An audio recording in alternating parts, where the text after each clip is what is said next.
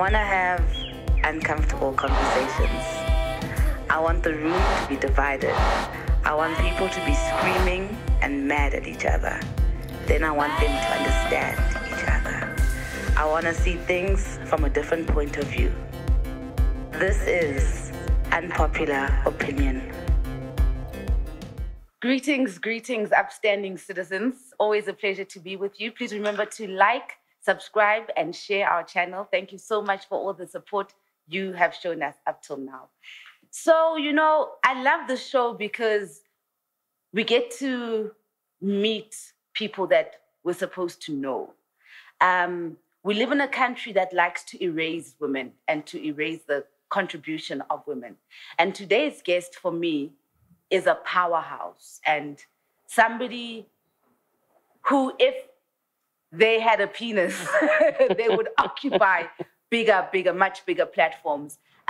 You're going to learn today about women, the queens of Africa. You're going to learn about, she's been in the army, so we're going to unpack all of that. You're going to learn about African spirituality because this is what this woman embodies. It is such a privilege and really amazing. I don't know how we get these guests. Dr. Khanyisile Litchfield-Tshabalala, I don't know how we even got you on this podcast. Molo Mama, thank you for coming. Thank you so much. I know you're busy. I know you're from somewhere else. Ksasa, you're going somewhere else. So for you to actually fit us in. So I'm just going to go straight into it. I want the youth to unpack who you are and how you got to where you are. So I'm going to start from the beginning. Where you grew up, what molded, the child that molded who you are now. Wow, it's like $1 million question because Western psychology, if there's something wrong with a child, they say, oh, wasn't breastfed, the mother had a child too soon, omlamayo, or the environment.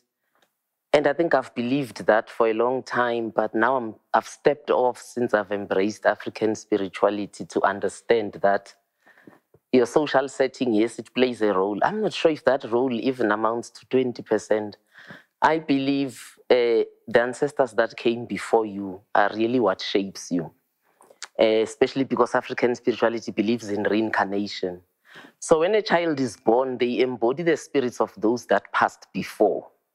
And in some African countries, they actually come to even know, recognize, oh,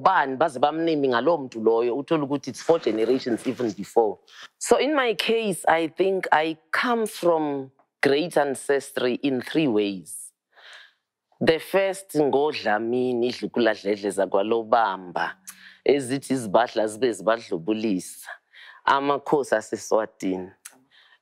Ngoba umama ngudlamini. Stukulu sam Swati II through Umbilini. So those are great people, and my mom agazange bengacawi. My mom never went to church, but my mom had an altar camera permanently, and different candles depending on the setting. What's going on? Is she fighting? Is she celebrating? Uyacela okanye uyabonga. And she would change even the robes she had. Ibe yellow ngelinye ilanga green. Naye xa ethandaza ngelinye ilanga ubeke yellow ngelinye ilanga green. Different things xa ethola amanzi uyawabeka. So, and my father was a staunch Catholic. So we were torn between the 2 worlds. But what I like about my father, he never imposed Catholicism on my mother. Wamyeka wenza lento yakhe yesintu. My mom, zangathi ningayicaweni kubaba, yenzani le yami. So we did both. So I think that shaped me because I understood as a child, even if ibinga ngekho that loud in my conscious mind then, but I understood ukuthi God is not found in a building. Uthixo umvelinqangi uqamata umfumana kwala ulala khona kule ndawo kuyo. You can have an altar. So that's one. And I am drawn to the ancestry Mama, I think, because of the history Itagazelo, which is another thing most Africans are not aware. Itagazelo outline where you've been, where you come from. the journey you've taken, you know, like Dlamini, it outlines their journey from Embo, Kenya, through DRC, Mozambique, kakhulu baze babe seSwatini. Then the Litchfields, my father is, we would say colored. I don't know what that term means, but my father is mixed race. And as in Kula, I have gotten shaped by the unchristian Litchfields.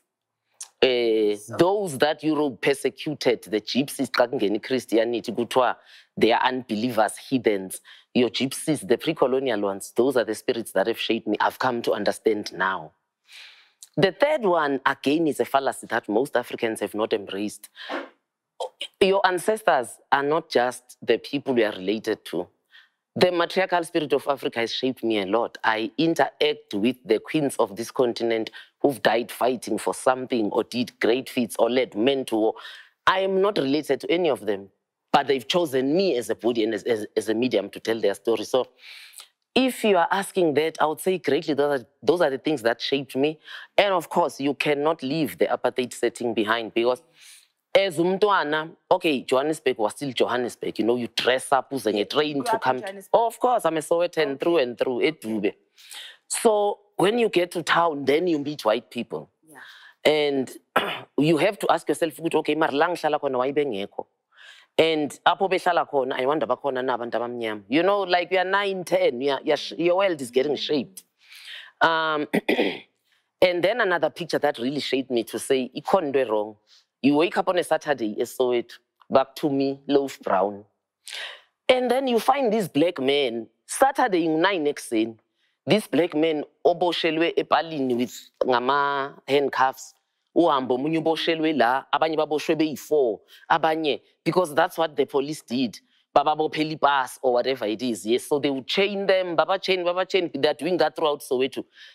So by evening of Saturday, kuzoza ke ikhwela liphuma lapha igama lekhwela ke bazo uncuffwa ke bafakwa la bayabanjwa. So cabanga if uboshelwe kule pali ngo9 ekuseni umile kule pali, you are just standing there. So the people abakhule nami at the time, I don't know if this had an impact on them. It disturbed me immensely. I think neurologically, truly, it's just one of the things I cannot erase from my mind as a person.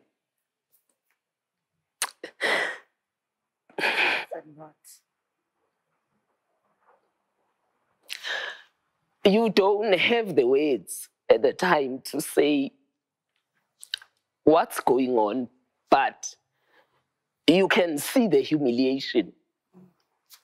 And sometimes it's people you know, you look up to, and you can't contextualize as umntwana ukuthi okay, ubanjiwe. I mean, the law is the law. At 9, you think the law is okay because it's the law.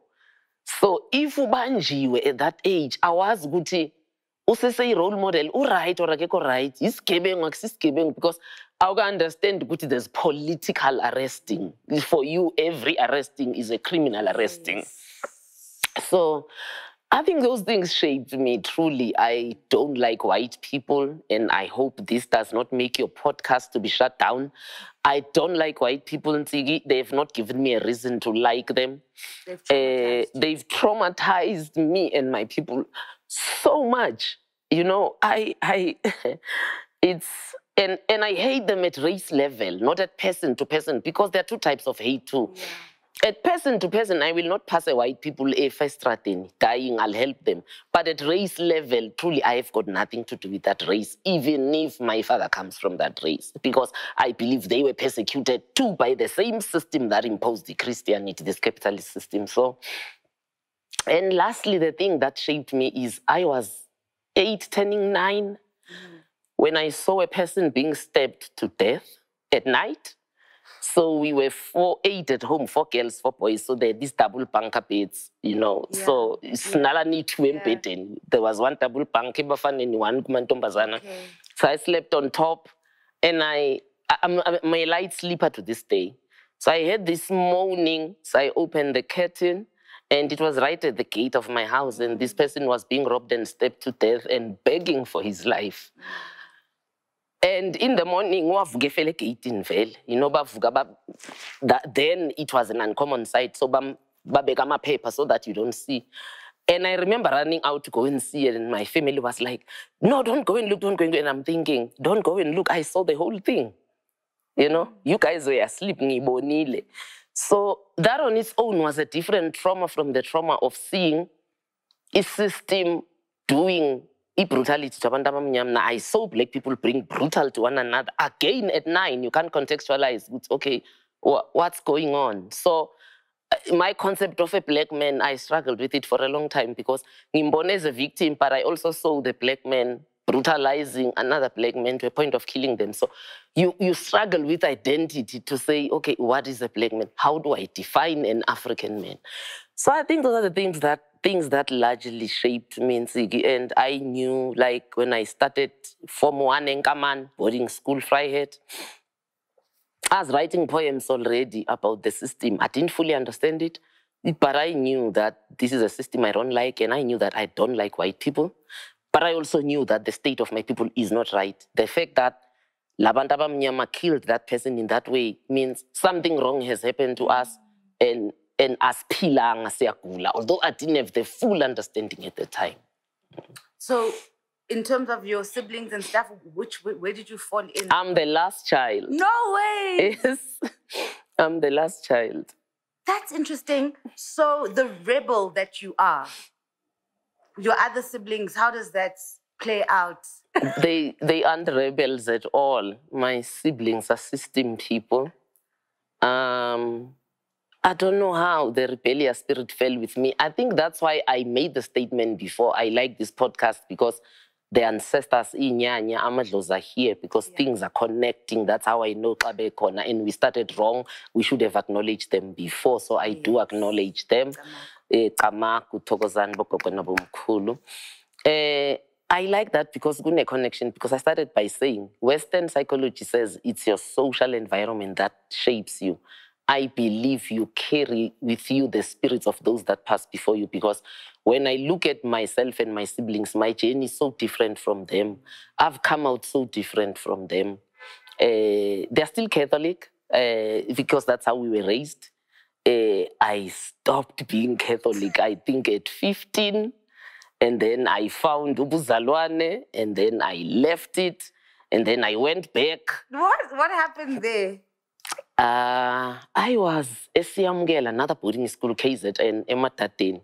When I found it, I think it was a different brand from Catholicism. Catholicism was somber when we grew up.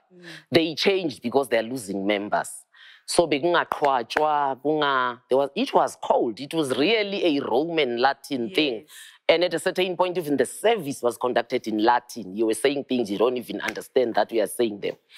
So Mangfige Siamugela and Inkaman, it's a Catholic school. So Inkaman was my first government school. Then I meet Protestantism, by a dance, Batini. So I think it appealed to me from that perspective. And I think I'm glad I did embrace Ubuzalwane, because Ubuzalwane forced me to research Christianity. Yes. Yeah, because Ubuzalwane angithi akufundwi New Testament yodwa, the old is read. So you come to say, okay, Jonathan, okay, bangena ku promised land, but what was this promised land? So it forced me to go back to unpack and understand, okay, this thing is 2,000 years old, but we are thousands of years old. Millions. So how is this thing prescribing to me how I should live as an African? So it forced me to go back, you know, from the first council, disciples Besapila, the council of Nicaea that followed, and I'm following this and I'm seeing, guys, no. I bless the people who are in Christianity. I won't fight them, but no, it's not for me, for the journey that I'm called for. But I'm glad I did embrace it, because it forced me to study, to see how it's being used as a tool, how it has changed through the years, and how truly it has destroyed my people, if I can dare say. So is Christianity African? People argue. People will tell you, Ethiopia manje, you will see the pictures of the disciples are black. I've gone through that journey too. Ngoba journey, the truth is painful and uncomfortable. And And I think that's why most people don't embrace the truth, because truth, iyakulimaza ngaphakathi. It is not comfortable to wake up and realize that everything I ever believed is a lie. You don't know if you must commit suicide, you must drink whiskey, be on drugs, embrace it, you know. And we've been lied to so much, you know, they've coined it cognitive dissonance.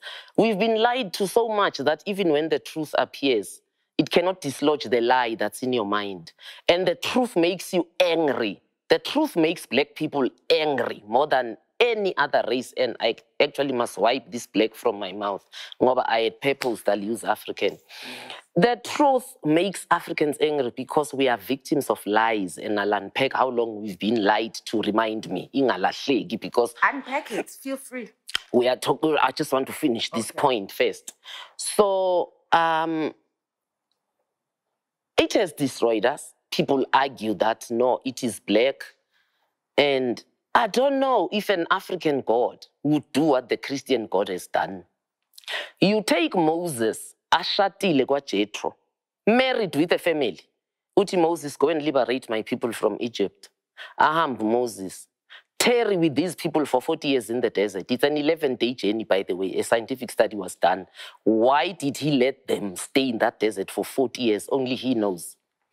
And Moses, obviously, ukhipha abantu even if they were slaves. Bebe sitya, bebe ngalambi. Now kunzima bayalamba. They will complain. They are human beings. They are not gods. And then Moses had to contend with that for 40 years. And then God takes him. Sibiza amanyenyenyenyenye sowethu. You know, umuntu nqa ekwenzela ndibhetere mna ini amanyenyenyenyenye. Takes Moses up a mountain and says, there's the promised land, but awuyi wena. Because you did this and this in these 40 years. That's abuse. It's serious abuse. So people say, Giafana, it's the same God. No, I refuse. African culture and spirituality is informed by Ubuntu. That God, if they were African, would never have done what was done to Moses. 2, would never have taken people on 11-day journey and uba test for 40 years in the desert and still decide abangeni. You do know of the generation that left Egypt. Mhlambe, it's a 1%. They have the numbers, those who studied, who actually entered the promised land. Remember, they would rebel and he would allow the ground to open and swallow them. Just wholesome. Bafile. And then he decided at a certain point, this generation is so rebellious, I don't want it in my promised land. Difuna only the youth kuzongena bon. And then you take people for 40 years through the desert, you are going to a promised land. Occupywe ngabantu nsigi. An African God won't do that. The promised land was not vacant. Magutiwa, the Jebusites, the whatever sites, the Palestinians, they are amongst the sides of those nations, they were there. And then you tell your people you promised the land. Ngenani, occupy, kill and occupy, kill and... I'm not making this up, it's in the Old Testament. I've given them to your hand, he says. Kill up to the last dog. Kill, occupy, kill, occupy. An African God. Ask other people, Umhlaba Africa is sacred. No African God would say, kill people and occupy their land. Kill up to the last dog and occupy. And then these people are human beings. Lama Gentiles, God called them Gentiles in this promised land. They are more than these Jews or Israelites that he is bringing. So obviously it's human nature. Even colonialists, when they came, they could not help. There's one who, that's why I said there's a difference between racism at race level and at personal level. So even colonialists at personal level, they would marry black people. Racism because it's person to person. Same thing happened with them. Bangenile promised land. Uti have nothing to do with these people. They are Gentiles and Bafuni kill them. It will happen. One of them will marry. Intermarriage will happen. These are human beings. They're not gods. And then we have Bangala. Because we have prostituted with the gods of these people, I won't give them into your hand anymore. They will forever be a thorn in your flesh, meaning they will be a thorn in your flesh until the judgment day. It's the same, excuse my language, it's the same shit the Jews are using today to kill Palestinians. Uguti, you were given into your hand, you shall forever be a thorn in our flesh. And then you want to sit there as an African and tell me this is an African God. We really need to take you, see your cleaning on, if there's such a place. Because an African God would not do that. Tina, in our wars, people cleansed for a whole month. Good cleanse. because you have killed innocent blood, you've shed blood. That's why we are scared of the blood of a human being. Because we've been made into the dust that we've been made into, that it no longer matters now. People who are just, but exist just to kill. We used to, when I analyze people, I always say, look at the pre-colonial setting before we were made what we have been made into. Now you were taught the African war psychology and philosophy was you fight to live, you don't fight to die, and you kill when it's necessary. And sekunjalo kubulewe, xa kubuywa, there must be cleansing, the ground must be cleansed. Umkhonto leGwazile must be cleansed. The people who were at that war must be cleansed. The families of those people also buyolala nalamfazi wako must be cleansed. The kids you will hug and embrace must be cleansed. So it cannot have been an African God that tell people so easily, now umhlaba unabantu, just kill all of them and occupy. And I ask again, because the Christian God says, I am Alpha and Omega, why didn't he kill these people himself? Painless death, why bangavuki befile? Before his people even come, abasuseke and they occupy a clean land. So you are telling me an African God truly allowed land grabbing when land is the first premise of our spirituality? I refuse. When you say land is the first premise of our spirituality? Because in African spirituality, the realms are three. They've stolen a lot from our philosophy, by the way, spirituality. We also have three realms, and we don't confuse them. The underworld here, that's why we pour libations. The sky above, ngumvelinqangi esiXhoseni, ngumvelinqangi esiZulwini, umvelinqanti kumaSwati, uQamata kumaXhosa. I've just written a book and I looked at about 50 African languages. All of them have the original name of what we call the supreme being or creator, pre-colonial, yes, uThixo. So the realm is above. And then la emkhathini, the world is us, it's your realm. So umhlaba is sacred because we don't connect nanje directly with umvelinqangi. And they call that the absent God, Abelungu. I love the absent God because you can't fault the absent God. Their God is so present, I've just found faults with him now because he's so present in their lives. They've reduced their God to a human being. We didn't do that in our spirituality. That's why I see as the picture kamvelinqangi. We don't know if umvelinqangi was a male or female. That's another fallacy.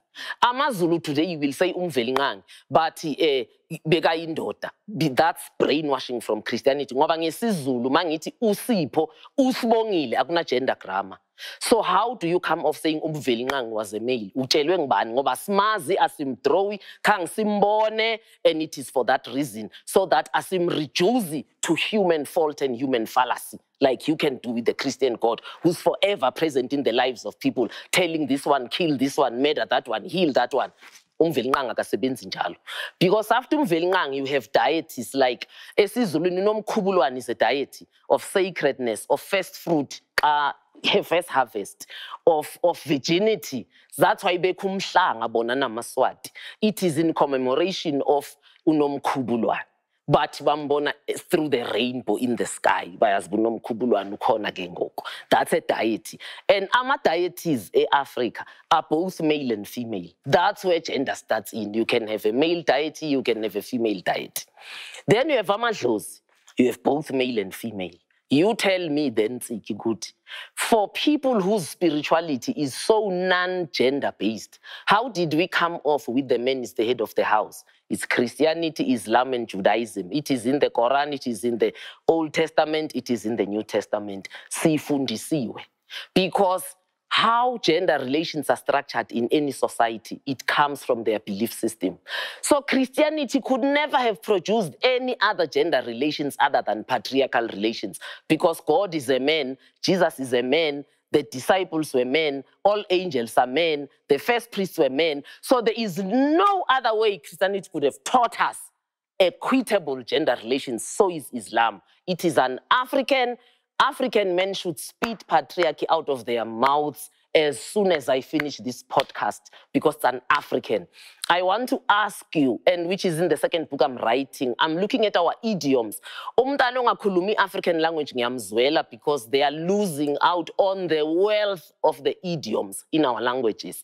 You tell me an idiom, esiXhoseni ngizokutshela isiZulwini because that's the language I did, ifikon, that says indoda inhloko yomzi. I have never met an idiom etsho njalo because it never was. It never appeared that way. We never had gender power relations.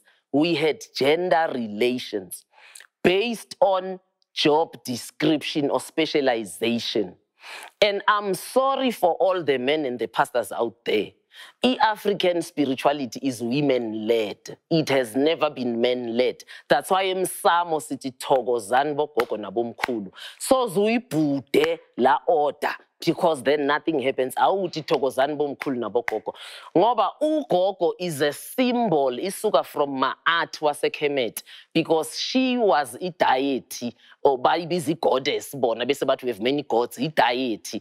It was a deity who judged the afterlife. That's why Ma'at appears with feathers in her hands. It is ugogo that settles the afterlife. Ukuthi wena you walked right, awuhambanga kahle, mele ugezwe, awukwazi ubuthelwa kwabakini wena, because your walk on earth was evil. Ugogo. That's why amaswati xa ezolobola asayipractice. Ngiyazi ukuthi inkosi yaseSwazini ayifuna uyibeka izici. It's okay. That's besides the point for me. I like the fact that they were encouraged to keep the culture still virgin, better than most of us. Okay, it does have bastardization now, because they were colonized, but it's still virgin, better than most of ours. Amaswati xa eyolobola, it's something beautiful. I want you to witness it one day. Andiya eSwatini. Xa beyolobola, whether ugogo khona kulomzi or akekho, xa ema umkhongi lo olethe amalobola kulomzi, uthi sizolobola gogo. Akathi mama walapha, tata walapha, and akathethi nogogo ophilayo, uthetha nalo gogo oswelekileyo, because lo muntu esimletha lapha, ugogo lo, who's working in the underworld namadlozi, must also report ukuthi kufike umuntu kule khaya who's going to be part of our blood. Kulotsholwa kugogo. Ugogo is a symbol, iphuma kuma-art. So, African spirituality, it is so deep, and women led it because African men understood one thing, that the process of giving birth is a process of creation. So we were called procreators, and because you guys can procreate, it simply means you guys are closer to the spirit world than Tina Amadota. When I spill semen on the floor, it will dry up, and in 2 days you won't even tell there was semen. But if you spill that semen into a womb, it will create life. Agriculture, Ntsiki, was women controlled. That's why I say we were not patriarchal, because we did not have a monetary system. So if you controlled agriculture, you controlled the market. So we controlled food, we controlled how you store the seeds away, we controlled what can mix with what, which is how we came to be abantu abaphekayo, the cooks. It was never because we were pregnant and barefoot in the kitchen, as the white philosophy says. It is because we are the people who planted this food, harvested the food, and we planted the herbs, the spices, so we knew le ingena na le, and we were in charge of the health. Then we were in charge of the markets, which is why to date the market in Africa is women controlled. To date, because they took away our agriculture, sasala, with what is called subsistence, hand to mouth, it's still women controlled. So the vestiges are zisurvivile ukusikhumbuza. Now, because we controlled all of this, it means we controlled the economy, because our economy was agriculture-based. So a market, it was the bartering system. And because we controlled the seeds, which was the lifeline of the people, there is no way we would have been second-class citizens and the men being the head of the house. The men took care of the livestock, we took care of agriculture. It was a job demarcation. It was never about power relations because we needed the animals. So we can't say, I need Totalanians, I low class. We needed the animals. We needed imbuzi kasi people who led the spirit. We still need amadoda to tell us, imbuzi right, nifuna ukwenzani. Hayi siyashweleza. Okay, imbuzi right lenje because they take care of these animals. They know which one ekhala kakhulu yeyiphesileyo yeyithe 10. So they will take udinga le. Now, but they couldn't say to us, what we are doing is second class. Ayisuka ni useless bafazi. Because when they are hungry, they have to come to us. When there are no seeds to plant, they have to come to us. When there's no rain, they have to come to us because it's the virgins, the rain queens that will climb the mountain, Mvula. So we balanced each other. We were never fighting about gender power. I say this again, and I hope your listeners will get it. I'm repeating it on purpose. We never had gender power relations. We had gender relations. The two are not the same. It was complementary. Yes. So what's the relationship? Why women and the land? Women and the land, because thank you for asking it actually. The process of planting is itself a process of creation. Because the seed dies for it to resurrect. Semen in the womb, it has to die for it to become umntu. So again, that's why they decided, if we touch the land shall be barren because we are semen people. If you touch the land shall forever be fertile. Kwafika the Arabs fasting of 476. Christians say after Christ Anno Domini. I'm not a Christian. So I say CE, Common Era, which is where we are. The Arabs came first, attacked Kemet, renamed it Egypt, and from that vantage point, they Islamized. They are the first people who came, babona madoda ma-Africa, ahlele ekhaya emini, doing their own things, benza indaba zabo, babamba amabandla wabo, beziphuzela umqombothi, sisemasimini thina. Because livestock kaloku, once uyikhuphe ekuseni, ubone ukuthi iphelele, ushiya abafana, babuya amadoda ekhaya.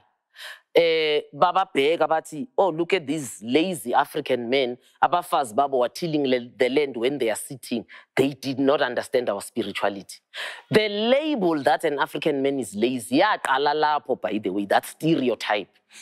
Baba força, ukuthi you need to work the land.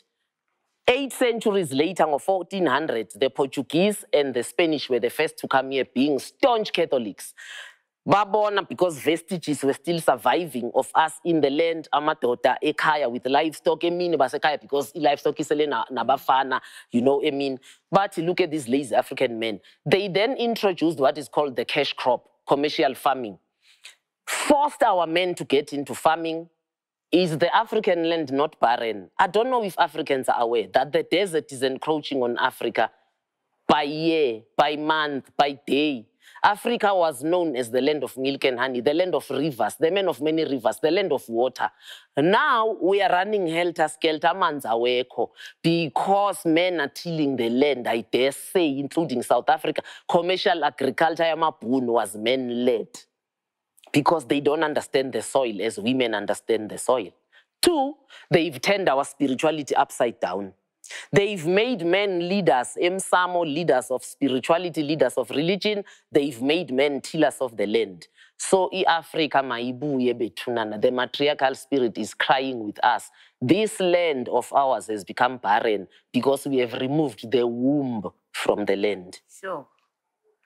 So I want to go back to your politics a little bit. I want to know how you entered, because I know you were... I keep saying general, but you say it's another word in the army. So I want to understand, because you were a leader in the army. So how did that come about? You also say army. By right, you should say defense force. Okay. Because defense force is the overriding word for the army, the navy, medics, and the Air Force in South Africa. In other defense forces, you would add or Marines or whatever. Now we only have 4 arms of service. Okay. So I was in the Navy, yes, Navy ranks internationally. So what you call a general in the medics, the army, and the Air Force, we call an admiral. Okay. So yes, I found myself there simply because I am ex-MK. And after... How did you become an MK? How did I become? Last time, where we are at in your story is now when you were at school and being exposed to politics and stuff. So now, how did you? Then I passed matric and I go to Vista University. We opened it, 1983, yes. Okay. And at Vista, I meet these people from all walks of life. There's a man in particular who had such an impact on my life. Sasimbizu Guga, then Wakakhatebe. So Uguga Khatebe gave me the context. I always say to people, when you are in a situation where Africa looks as it looks today, it's not that people are baboni. They are lacking the context, the tool to analyze what is exactly going on, to contextualize. So Guga helped me with that contextualization on the political side. Then another friend of mine came into the picture, John Baloyi. Now I'm at Youth Alive because I'm a born-again Christian. So there's this interdenominational youth club. John Baloyi gives me the Christian grounding of how apartheid is a crime against humanity. And it's a heresy.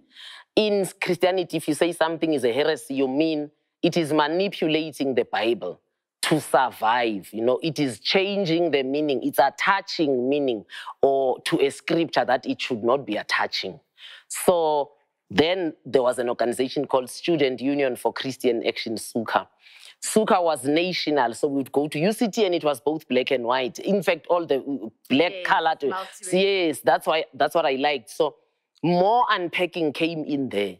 But I remember one night, Sizobane meeting, 83 Mos was when they had this tricameral parliament where they were bringing Indians and coloreds into parliament.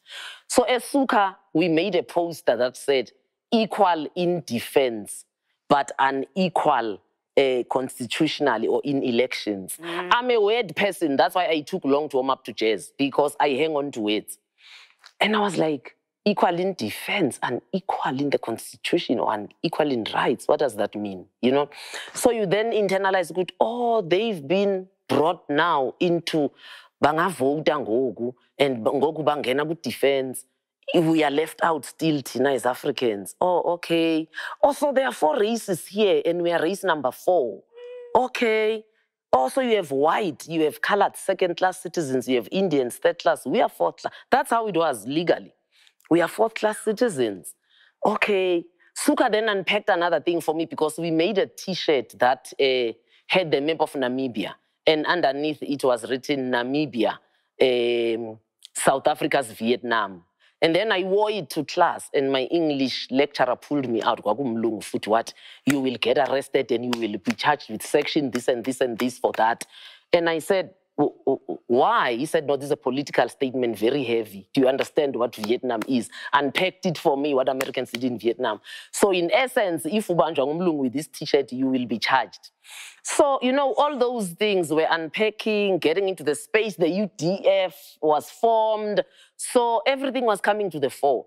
Something, though, struck me also in those years, because Ibongo, Dlamini High School, was a stronghold, the PAC. Oh. So yes, I want to be UDF, where I found myself because of COSAS and SUKA and SOICO, which was the Soweto Youth Congress. I found my space there. I didn't choose it, by the way. It's a space that will just find you because that was the more popular vibe. Yes. Then, Regina Mundi, we have a memorial service or whatever because we're protesting against the tricameral parliament. And then, kuzofika this group, okay, so they're not like us. I'm beginning to contextualize. Okay, so abafani nati aba, no, BCM, black consciousness. What struck me back then was their songs were never about people. Bestula no Mandela, no whatever. These people were singing about land, about issues. That's the first thing that struck me. There's a particular song they sang I still like. Ngizolilwe, izwelam, dizendilifumane, izwelam. I was like, okay, so there's a fundamental difference between me and these people. But like it is today, Christianity is on television, African spirituality is not. So even if people get a reawakening from this podcast and say, I want to embrace it, they'll struggle, but it is not mainstream. So I struggle too to say, okay, but these are the people who represent me, because I resonate with what they are singing. More than I'm resonating, in the first place anyway. I just know it's a Robben Island. But it's a vibe. You get caught up in it. So I end up skipper under that vibe through Botswana, joining the ANC, yes, joining MK. I elected because Kauskipe Botswana, you want to go to school? Tanzania was the stronghold, so education. MK stronghold was Angola, that's military. And then Zambia was the headquarters, ANC. That's where the HQ was, yes. So bayakubuza ke eBotswana, especially Kaufike Zambia, you have to declare again. You want to go to Angola, which is military training, or can you get Tanzania, which is school. And I chose Angola, so that's how I found myself within MK and within the ANC. I must say, though, that I cry for the PAC because, and people say, Asuga, EPAC feel it. Yeah, I feel it, but we should unpack why. Because the whole world supported the ANC because they knew that the doctrine that will never bite. It can bark, but it will never bite. I didn't know at the time, again, context I didn't have because it's a chain to Sakula. Because Scandinavia, Western countries, everyone supported. I mean, Tambo was resident in the UK. Ilogo UK supported apartheid. Our struggle was supported everywhere and we were proud of it. PAC was never supported. They struggled. They should tell you harrowing stories of how they would starve in the camps. China tried to support, and I think it's China that I know virtually at that time. Even communist countries supported us. They didn't support the PAC because when you say land to Africans and I have no partaking with whiteness and what have you, they will not support that. They want to support, white people are not stupid. I say Western governments or white people, when they say white people, I use that term to mean Western governments, the powers that be. They excite me because they have an ability to have a 40-year plan of nothing but evil, and they will see it through. 40 years of nothing but evil. They already had planned for pre-94. When we were still struggling, they already knew apartheid is unsustainable. It will rot from within. We need to have a plan. They already planned for it, which is why they would never have supported the PAC. We were supported and put on the platform, which is how they raised Mandela to be put on the platform, because his doctrine was everything for all of us and nothing for Africans. For all who live and nothing for Africans, which is why we are still struggling up to date with land restitution under the ANC government. And I mean, they are my comrades, but I mean, when people have fucked up, excuse my language, there's no other way to say it. When people have fucked up, they fucked up because they have. And the sooner they call an imbizo and apologize to this nation and say, guys, we fucked up, and these are the reasons, they will be forgiven by the people. But for as long as they want to enforce a success on us, stand up in parliament and say, we have a success story to tell. You are telling it to yourselves, not to us, because we don't see that success translate into a plate of food. You know, mangfike Angola nsiki.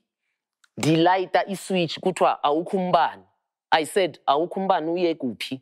But uhambile ngithi uhamba kanjani? It was a foreign concept. I didn't understand it. Uhamba kanjani? Iyahamba. Bingikhule ngekhandlela, true, but when I was in high school, wafaka ugesi sowethi apartheid government. And ugesi ubuhamba because awubhadalanga. Hayi uhambile nje ugesi because somebody mismanaged. Now we can't supply electricity to our own people in the 21st century. And you want to enforce that we have a good story to tell. I'm sorry. I rather stay unemployed. Sideline me, ANC, because I'm telling you the truth. Sideline me, but somebody must tell you, you fucked up, especially for the African person. How can we not supply ugesi? We inherited, yes, they say it was a mixed economy. It had a third world economy and a second and first world economy. True. But is it not true that in Sub-Sahara, exclude North Africa, we inherited the best economy ever? How have we fucked it up in less than 30 years? And we still don't want to agree that we fucked it up. That's what bothers me. We don't want to agree. How are ANC leaders not wanting to see the poverty they've put the African child through? Prostitution has risen. I know people say, profession, guys, there's no dignity in prostitution. We all know that. People do it because there's no other thing they can do. We had it pre-colonially. They were called the village wife. We didn't call them prostitute, the village wife. At andifuna uphangela, andifuna uchata. I am a wife to anybody who wants to sleep with me. But if ulala nam, uzohlakula pha, uzothini, dignified. We never call them prostitute. We call them the village wife. Prostitution has no dignity. We all know it. It is labeled. It is whatever. So that's where the ANC has pushed our women to. Because there's no other way. I have these 5 mouths I must feed on a daily basis. The only thing I can use is this body that I have. They forced our men to criminality. I must support umama Umkhonto uyagula. Needs an operation. You will take a year to get the operation. I will use the power that I have, which is the power of the gun. We have put our people through this situation where I say I'm looking for the word I like actually. Indignity. I argue the ANC has not worked to restore the dignity of African people. They've actually reinforced the indignity of our people. You go and you pass a law. I've been waiting to say this live. Thank you, Ntsiki. You pass a law that says it's a 2-language policy. I asked Angie Mtecha this thing, say MP EFF, and I'm talking to Ilitchele. This is a stone. You pass a language policy, 2-language policy. You don't specify that the other language has to be African. In a country of dominance, what's the number of Africans in Gogo? Are we not about 70-something%? But you pass a policy, 2-language policy. What do racists do? They have English and Afrikaans, but we have complied. It's 2 languages. But right, they've complied. Because it's your same black government that fucked up on that policy. And I believe it's on purpose. It's on purpose. They have no respect for our languages. They have no respect for our culture. They've not restored our languages. They've not restored our culture. So, I think I'll leave that segment there because it's waking me up. So, I still want to get to, because what's special is that you're female and then you were, I keep getting the word wrong, admiral. Yes. Because, first of all, it's violent. The military route you chose is physical and violent. And for a female, that is really unexpected. And then not only that, but you climb up the ranks. So how? 94, another fuck up the ANC did under Mandela. You have the CODESA talks. You go and you agree that we are forming a new defense force. And you leave the force numbers of SADF intact. And you call that integration. That was not integration. That was amalgamation. In fact, amalgamation still means 2 equal parts. That was subjugation. We were subjugated into what has been renamed the South African National Defense Force, SANDF. Because the SADF, for the better part, I would argue, until about 2015, 2016, was in charge. Because we are coming here to a people who've been running this system. Even if you get a general rank, who are you going to use in this system? It's the white generals you are finding here. It's the white colonel you are finding here. I mean, it's just, this is simple common sense. If you today, Dizoshala Gwantsigi, and Unsigi has been living here for 30 years, who's going to initiate me into how to live Gwantsigi? Unsigi? Even if Mnan Unsigi, we can say we are equal. So, my joining the Defense Force in Tsigi truly was from that perspective that we needed to balance numbers so that there's real transformation in defense. And it was a war. I was hurt in the defense. When I left defense, people would say, you look young, and look, I'm not fighting daily battles with people who killed me in the streets and now I must sit with them in the office and smile. And the same people must tell me I don't have experience.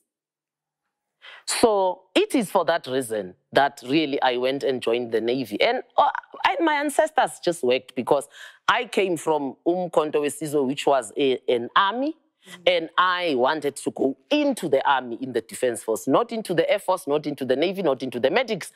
And the Air Force had actually contracted with me, that will take you, because I did myself a favor. I went to UCT, did my BA, did my honors. So I'm 97, not 94.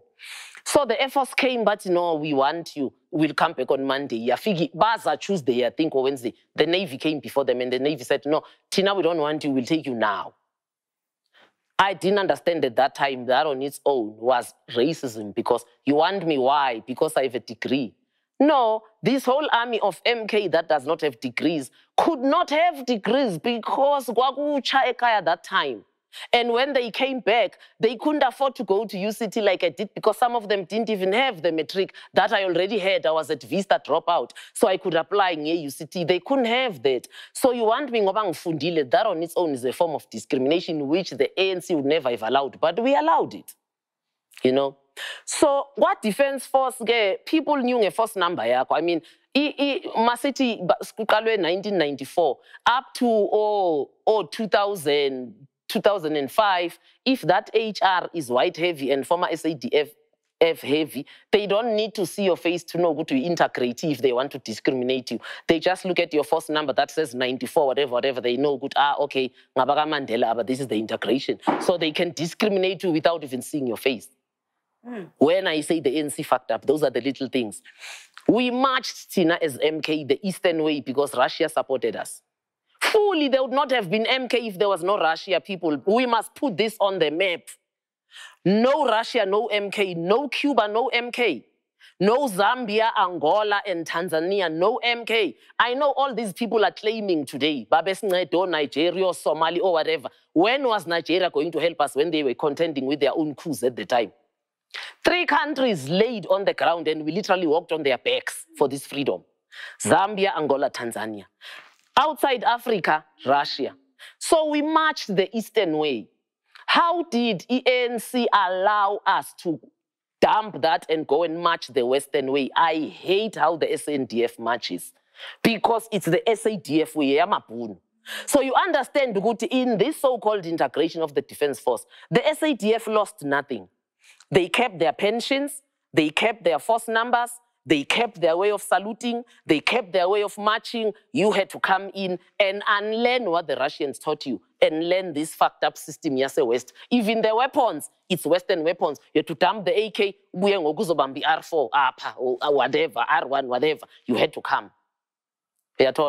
So, and in population, you guys are not aware of the trauma really that Africans have gone through in the defense force. In the first 10, 15 years. Traumatic. When I left the defense force, I became much younger than I looked in the defense force. But I made my mark, I'm happy. The Navy to date is the only arm of service that has a transformation department. Because I fought for it when I headed HR. I realized not everything is HR here.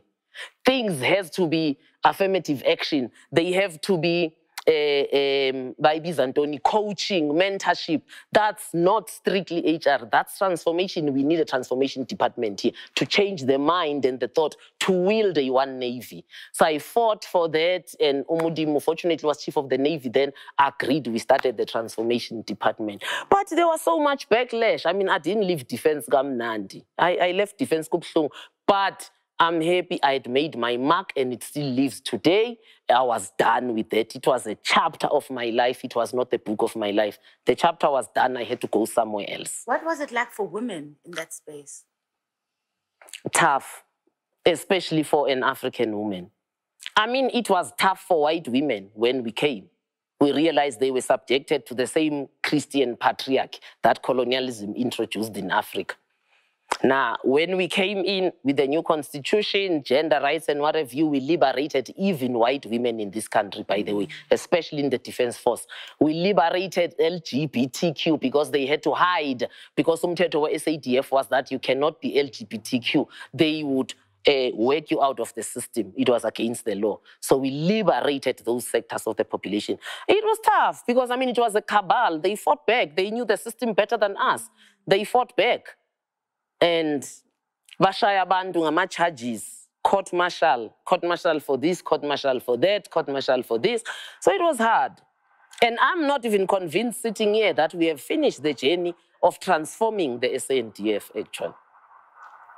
So, I'm just waiting for this sound to go. So I've sometimes heard of rape stories in MK and stuff.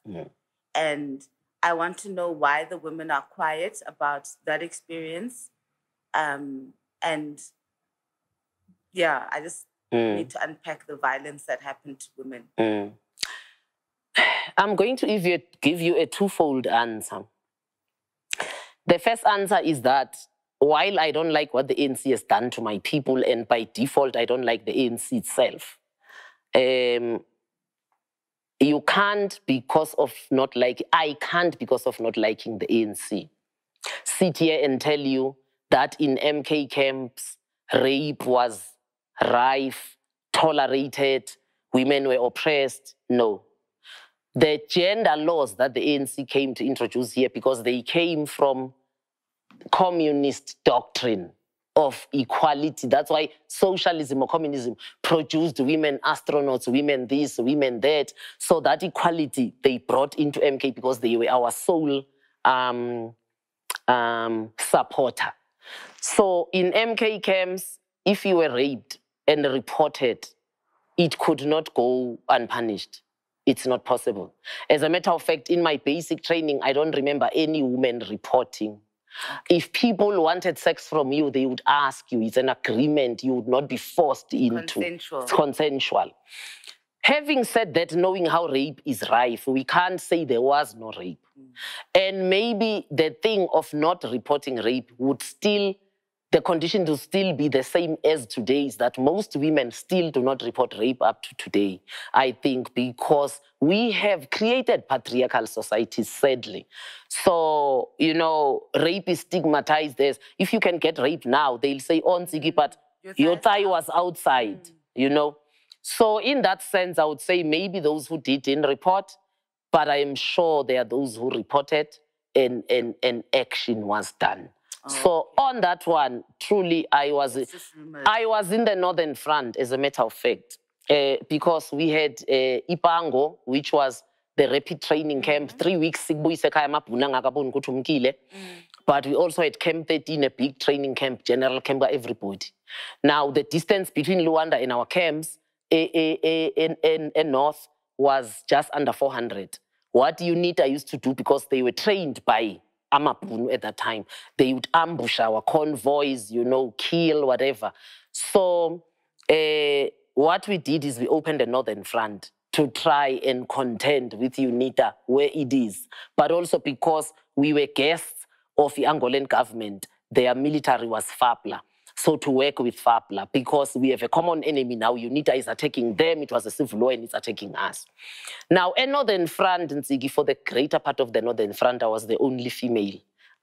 My door didn't lock, and it didn't bother me. Okay. Yeah, my door did not lock. Okay. And I can never tell you on any single day I woke up and there was a male in my room. Never. Oh, okay. Then you talked a little bit about the book that you've just finished, the book of Queens, of African Queens. Can we start unpacking that and what you learned and why you chose African Queens? I actually didn't choose African Queens. I was just intrigued by how patriarchy has destroyed our gender relations. So I wanted to know, what was gender like pre-colonially?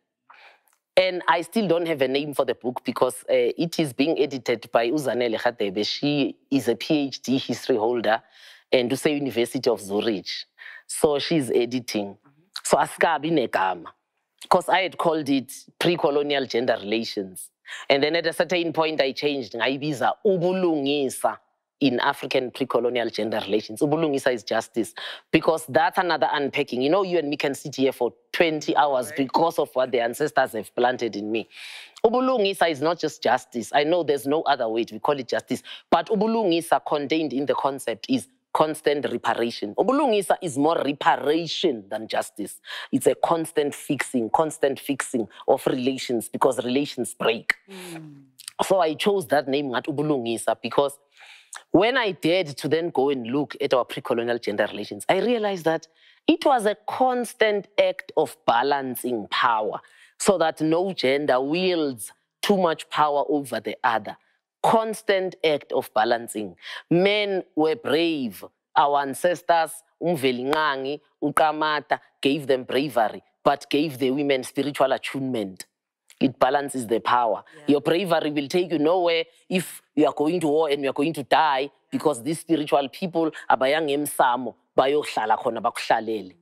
We are going to die if these men are not going to attack, defend us when there is also. It was a constant act of balancing. So at the moment, the name that is staying is Bulungisa in African gender relations. But I don't know, editor Mhlambe will say, it's still too academic, because I didn't write the book in an academic way. I wrote it in simple language for everyone to understand. But I still want an academic student, a UJ, to be able to take the book to say I'm using it as a resource. So what I've done in every chapter, I have a bibliograph, because white people will rush to say, this is a lie. Because I already know that in sociology, they are teaching our African women that Africa was never patriarchal. They deny it, but there was never a matriarchal kingdom in Africa.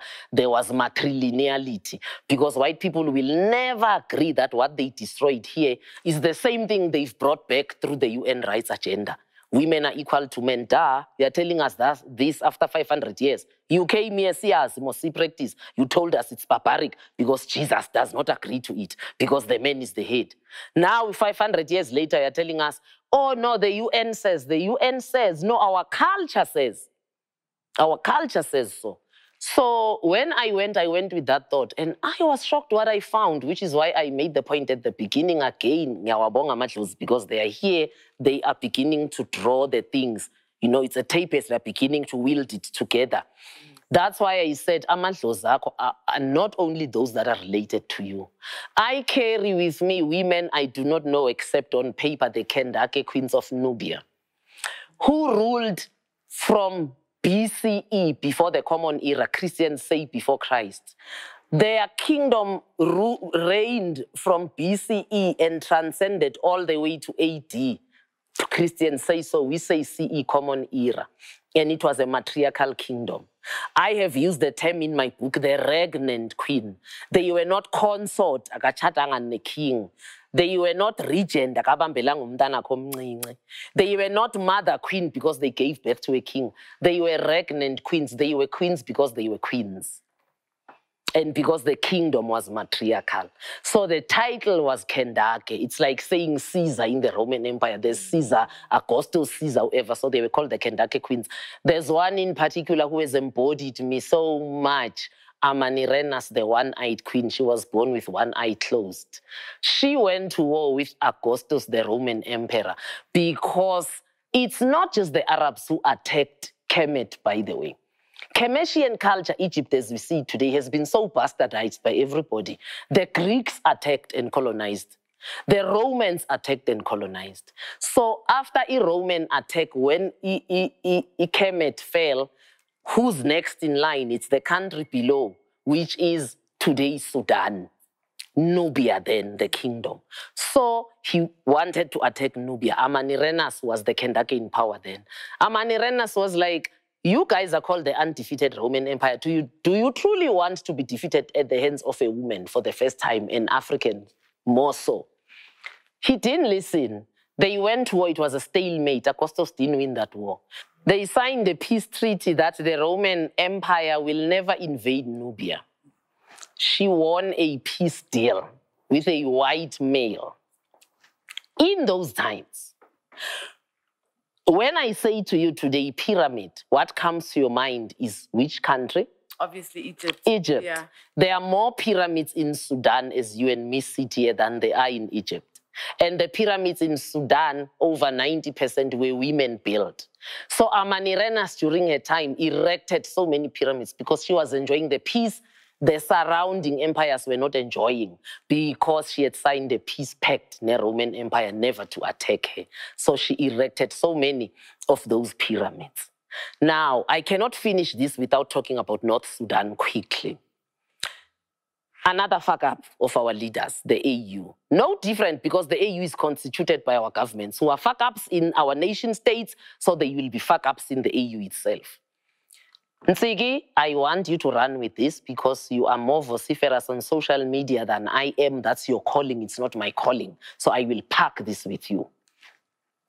Now, how did we come to a point where North Sudan has patented the word Sudan? They are called Sudan. When the two countries split in 2011, it was agreed in the UN and AU the South, which is African, the descendants of the Nubians, shall be called South Sudan. I've been there twice. A lump comes to my throat. I cannot say South Sudan, I say Sudan. Because how have they lost out on a heritage called Sudan? And invaders and imposters, the North Sudan came here in 476 with Islam. They retained the patent to be called Sudan. These ones are called North Sudan. And guess what? Together they lost even the heritage of the pyramids. Those pyramids remain now in North Sudan. So we as the AU and Africans have officially gone and officiated over a whole-scale theft of Nubian culture, signing Arab as a North Sudan. Who now are arguing, are you aware? They are now saying they are the descendants of the Kendake queens. You must look at the picture of the Kendake queens. They are shaped just like i-shape yabanguni, amaZulu, more to say. Banyathela ngabantwana, meaning banezitho. Bangamalamba dlile abana mikaba. Banama hips, you must see their hips, maybe that's why they have chosen my body and embodied me. And for a long time, I used to be ashamed of my hips in the cover, and my daughter would say, leave your hips, Bo. Until I saw the pictures of the Kendake queens, and I said, okay, that's the spirit in me.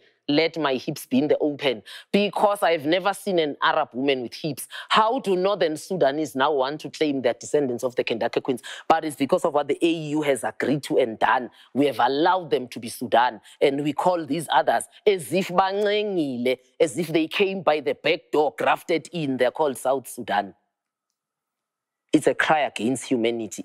It had to come out in your podcast. I've gone there twice. It disturbs me immensely. Sure. There's also that story about the Black Panther, the real story behind the Black Panther. Yes. I remember there was a lot of hype around the movie, and you always used to say, do you know the real story? Yes, I never went to see the Black Panther, and I will never see the Black Panther, even if it's offered in my living room for free, because it's based on fiction. I don't do fiction. My people's history has been rubbished and erased and lied about so much. I don't have time to fit historical fiction in my life, because the Black Panther is a real story that has to be told. Again, a matriarchy, Saronia. That was the title. Like you have the Kendake queens.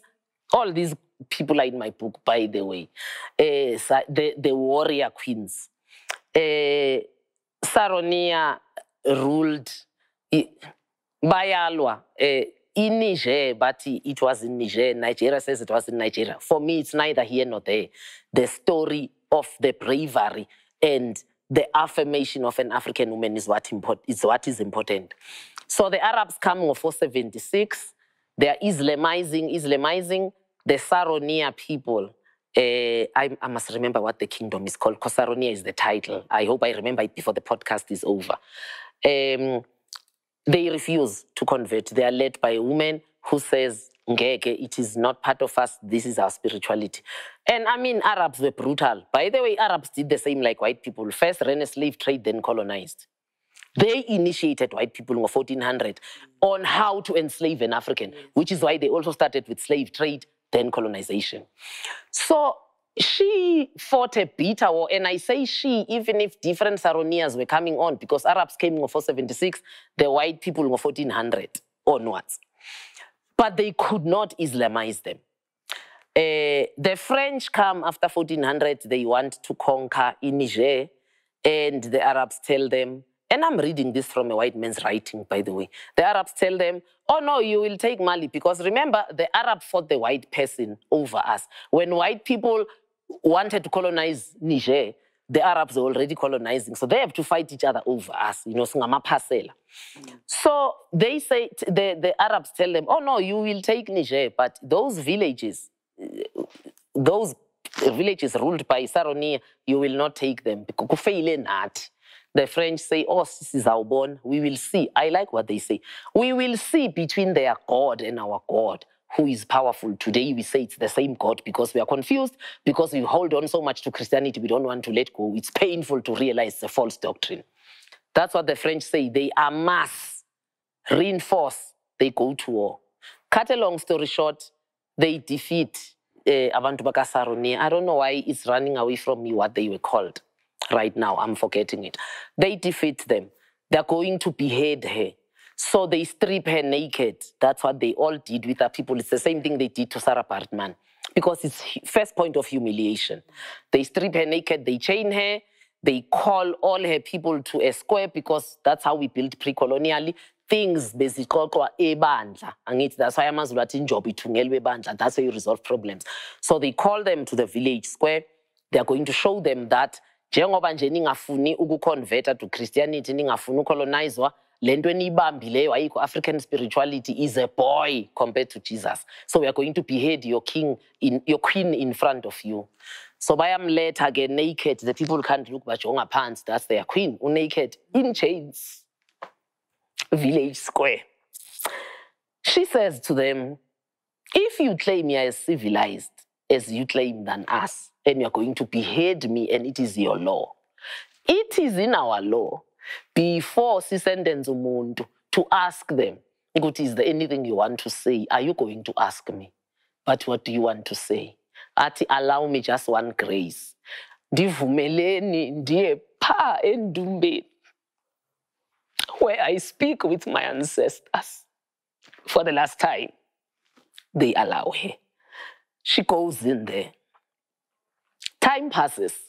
It's leading up to an hour. Everyone is like they are seized onto the square. They can't move, but they're restless, especially the French, because they want to get it over with. Before the hour passed, those doors flung open. What came out was a black panther. Christianity tells you today that shape-shifting is evil. I want to shape-shift. Because if I can shape-shift, I will liberate a lot of my people. She shape-shifted into a panther.